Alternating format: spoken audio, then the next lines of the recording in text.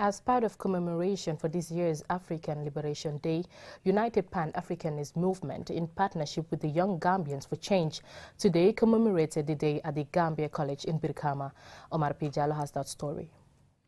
The annual event is commemorated to mark the founding of the Organization of African Unity, OAU, on 25th May 1963, which was later transformed into the African Union on 9 July 2022 in Durban, South Africa. However, the holiday continued to be celebrated on 25th May. The Secretary General of the United Pan-African Movement Gambia chapter, Yuruben Koli, said the purpose of the event is to mark the liberation movement progress and to symbolize the determination of African people to free themselves from foreign domination and exploitation.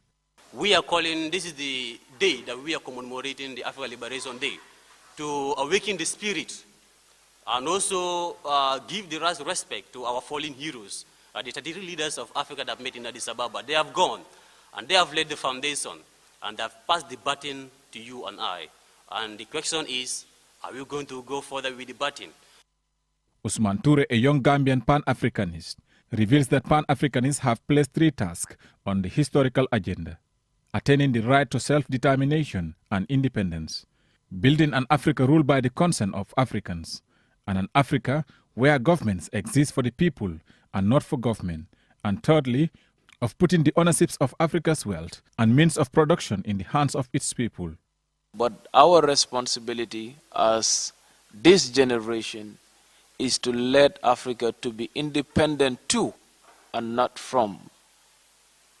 And independent to take decisions on our own, and independent to own our own narratives, independent to take charge of our own development, independent to be Africans and enjoy the dignity of men as any other society is doing as of today.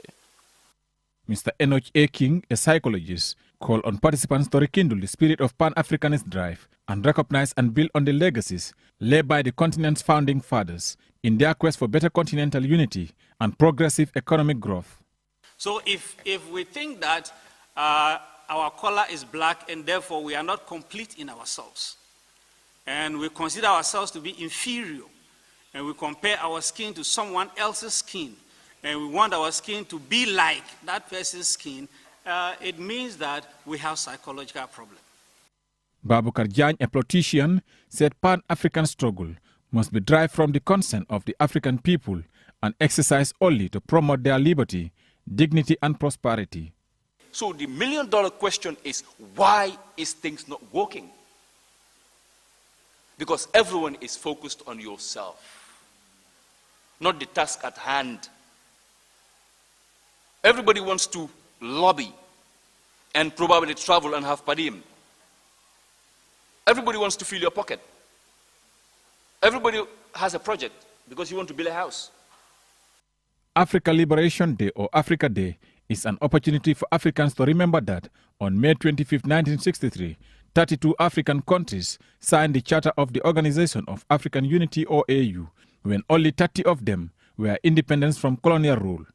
The Charter, which calls for greater unity among African countries, supported the independence of African countries from colonialism and apartheid, and promoted economic and political cooperation with a vision that all people on the continent will live freely and in prosperity. Africa Day is also an opportunity to reflect on the progress made by the African Union in achieving its goals, especially regarding protecting the human rights and freedom of Africans. Reporting for KTV News, I am Omar P. Jallo. MRC Unity Gambia inaugurated a newly constructed clinical trial building at the Banjo-Linting Health Center on Tuesday, which is planned to be home to various clinical trials. The center will investigate and evaluate health interventions and approaches for improved healthcare in the Gambia and Sub-Saharan